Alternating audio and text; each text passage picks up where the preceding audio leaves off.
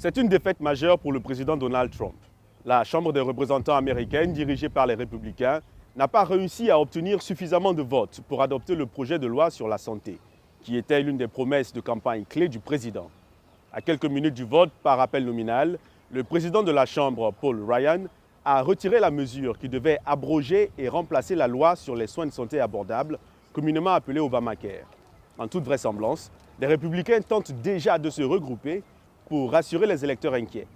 En effet, en dépit du contrôle de la Maison-Blanche et des deux chambres du Congrès, la majorité gouvernementale républicaine pourrait bien avoir du mal à tenir ses promesses. Les enjeux ne peuvent pas être plus élevés. Le président Trump s'est battu pour chaque vote pour remporter la première bataille politique de sa présidence, mais en vain. Nous y étions presque, mais quand vous n'obtenez aucun vote de l'autre camp, ou celui des démocrates, c'est vraiment difficile. Bien que le président ait dit que l'autre camp était à blâmer, ce sont les divisions au sein de son propre parti qui lui ont valu cette défaite cuisante. Le bloc conservateur, appelé Freedom Caucus, a rejeté les négociations de dernière minute lors d'une réunion à Capitol Hill avec le vice-président Mike Pence. Alors que nombre grandissant de républicains se sont tournés vers les réseaux sociaux pour exprimer leur incertitude, le président de la Chambre des représentants, Paul Ryan, s'est rendu à la Maison-Blanche pour livrer les mauvaises nouvelles en personne. Trump et Ryan, qui ont travaillé ensemble pour tenir leur principale promesse de campagne, abroger et remplacer Obamacare, ont indiqué que cette défaite n'avait pas changé leur rapport. J'aime le président Ryan. Il a travaillé très dur. Beaucoup de groupes différents, il a beaucoup de clans différents. Selon Donald Kettle de l'Université du Maryland, c'est un échec très personnel pour le nouveau président. Il avait promis de prouver qu'il était le négociateur suprême et il n'a pas pu négocier ce premier deal.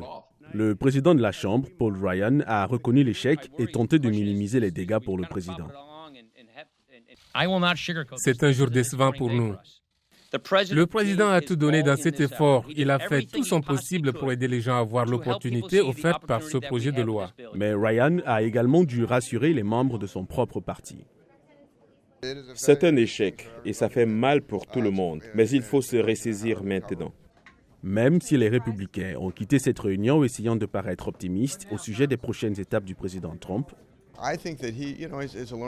Je pense qu'il va être engagé beaucoup plus tôt, lorsque nous entreprendrons une de ces grandes initiatives qui figurent dans son programme.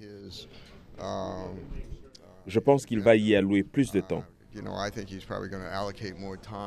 ils ont également reconnu que le dur travail de gouvernance les attend toujours. Il y a trop de choses à faire. Et cela face à un parti démocratique motivé par les critiques du président. Nous a-t-il blâmé pour la défaite de son initiative phare? Eh bien, nous en prendrons volontiers le mérite.